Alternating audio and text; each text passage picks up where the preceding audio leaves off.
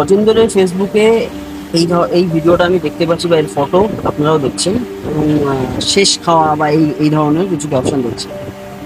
তো ভিডিওটা দেখতে দেখতে আমি ভাবলাম আমি একটু সার্চ করলাম ঠিক অ্যাকচুয়ালি ঘটনাটা কি।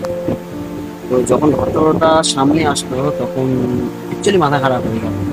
মানে এই ধরনের নৃশংস কাজও মানুষ করতে পারে সেটা ভাবলেই জাস্ট আমি অবাক। ঘটনাটা কি সেটা আপনাদের বলছি। মানসিক ভারসাম্যহীন যুবককে চোর বলে চিহ্নিত করে তাকে গণপ্রহারে খুন করা হলো ঢাকা বিশ্ববিদ্যালয়ের অভ্যন্তরে। খুনের আগে ওই যুবকের শেষ ডাল ভাত যত খুশি খেয়ে নিতে বলা হয়।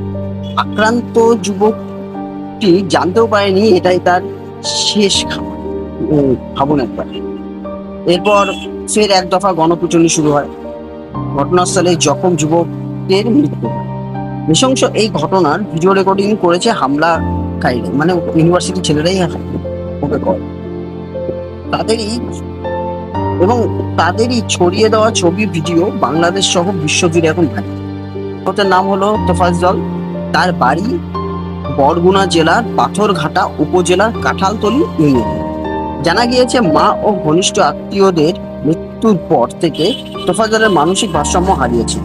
তার কয়েকজন পরিচিত চিকিৎসা করাচ্ছিল। সুস্থ থাকাকালীন তোফাজ্জল ঢাকা বিশ্ববিদ্যালয়ে পড়ত।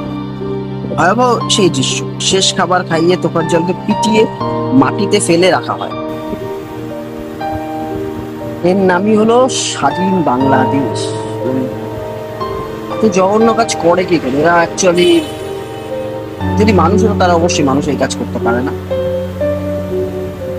কোনো মানুষের পক্ষে এই কাজ করা সম্ভব না। যদি চোরই হতো তাহলে পুলিশকে দিত, প্রশাসনের সাহায্য নিত।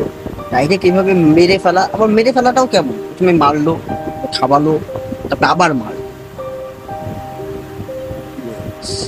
আমার এখন অব্দি ভাবনা চিন্তা এরকম ঘটনা আমি এত জঘন্য।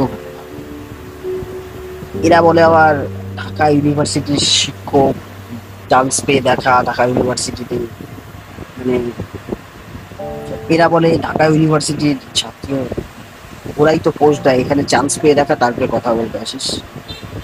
হ্যাঁ, এই এই যদি ছাত্র নমুনা হয় তাহলে চান্স পাওয়ার দরকার।